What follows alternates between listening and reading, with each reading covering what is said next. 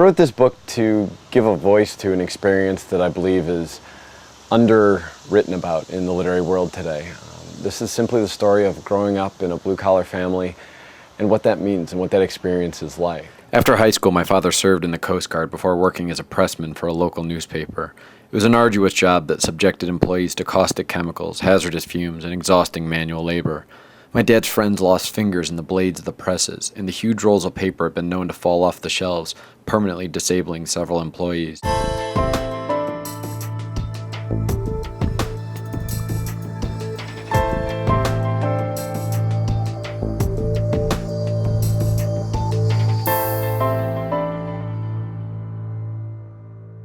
Growing up, my neighborhood was a blue-collar, working-class neighborhood where the kids spent our days riding bikes and playing, and I spent most of my days falling in love with all the girls in the neighborhood. And many of the essays deal with that in here and that idea of innocence. When I called my neighbor Kevin one afternoon to play, he scolded me. He said I wasn't allowed to say play anymore. He explained when I called him, or especially any of the older girls in the neighborhood, I needed to specifically state my intentions. We would go swimming or watch a movie, but not play.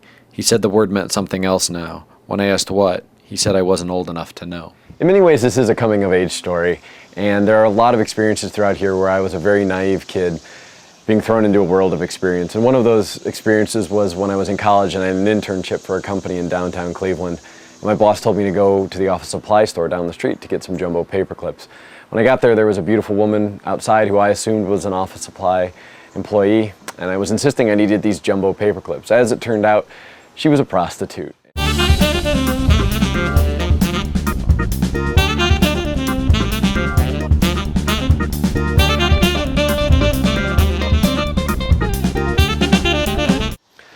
The essays take place over a variety of years, starting with as a very young kid playing with the other kids in the neighborhood, and then it goes on throughout my high school years, college, and then eventually my professional career as a teacher. And it does deal with many of my teaching experiences as well with my students and the things that they've gone through.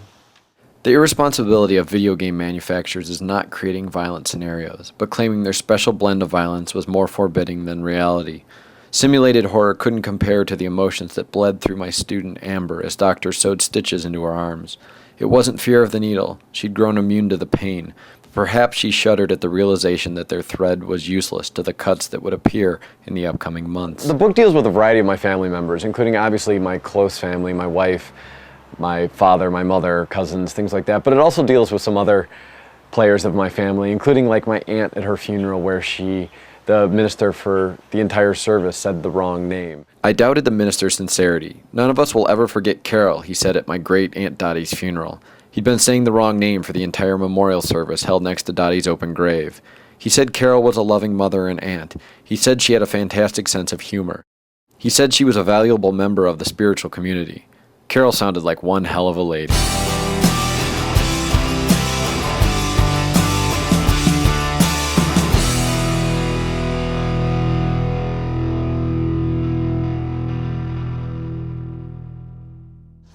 I believe this voice is different than what's out there because all of these stories, as serious as they may be, when I saw suicide, when I saw alcoholism, when I saw these really hard things growing up, there's humor and there's laughter and there's love entwined with all of these stories. And I think that's what really makes this a unique collection, is that one second it's heartbreaking and really, really tough, and this next second you're laughing because of the absurdity of the situation. And I really do believe that this is something that readers will be able to relate to and understand and experience with me. I'd never loved my father more than that afternoon. When he tucked me in at night, my dad would explain that words failed to express how much he loved me. He held me instead. He'd embrace me so tightly I could hear his heart thudding against my ear. He wouldn't let go because he said when he did, he'd have to use words again. He said words were bound to fall short.